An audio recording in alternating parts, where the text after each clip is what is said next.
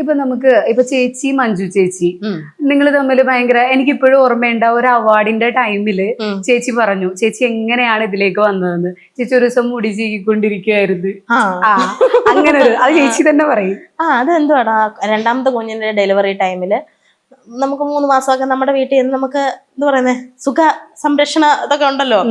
അങ്ങനെ ഇരുന്ന സമയത്ത് ഞാൻ TV-യില് കണ്ടതാ.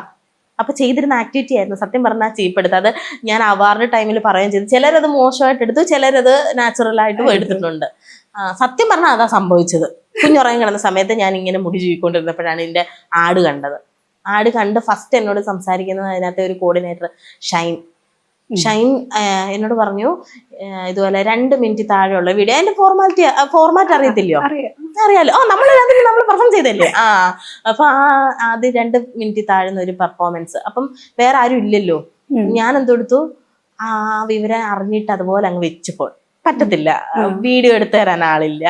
നമ്മുടെ അമ്മയ്ക്കാണെങ്കിൽ ABCD അറിയത്തില്ല. മറ്റേ നോക്കിയ ഫോൺ തന്നെ മുള്ളുവേലിയും പച്ച ബട്ടൺ ചുമന്ന ബട്ടൺ ഒക്കെ പറഞ്ഞ് കൊടുത്തേക്കുന്ന അമ്മയ്ക്ക് അറിഞ്ഞുകൂടാ സ്മാർട്ട് ഫോണിന്റെ ഇത്. അപ്പൊ ഞാനതങ്ങ് വിട്ട് കഴിഞ്ഞു. പിന്നെ ഷൈൻ ചേട്ടൻ എന്നെ വിളിച്ചിട്ട് പറഞ്ഞു വിവരം ചോദിച്ചിട്ട് ഇങ്ങനെ പലരും വെച്ചിട്ട് പോകുന്നുണ്ട്, ജസ്റ്റ് ഒരു 2 മിനിറ്റ് എന്തെങ്കിലും ഒരു പെർഫോമൻസ് നിങ്ങൾ ചെയ്തു തരുമെന്നുണ്ടെങ്കിൽ ഈ നമ്മുടെ അത് 5, 10, 15, 50 അങ്ങനെയാണ്.